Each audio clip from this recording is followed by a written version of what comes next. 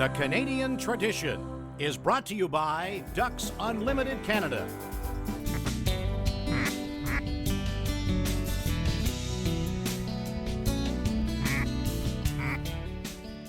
Ducks Unlimited's goal in the Prairie Pothole region is to create a landscape that can sustain waterfowl populations. Now, we do that in conjunction with what we're doing in the wintering grounds, what we're doing in the boreal forest, but this is ground zero.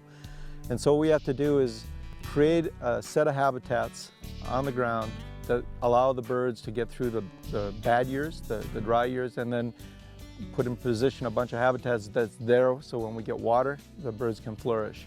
Without the prairies, we just wouldn't have the duck populations in the continent that we have today. And the reason for that is because the prairies are not only productive in terms of their soils and everything, but they also support high densities of wetlands, which is what really brings the waterfowl into an area. And those wetlands then provide not only food, but also cover for ducklings and for the pairs that go into those areas. And the birds can sort of pack into a landscape fairly densely, and that's what really creates ideal production habitat. And production is what we really care about for North American duck populations. That's what drives populations up and down.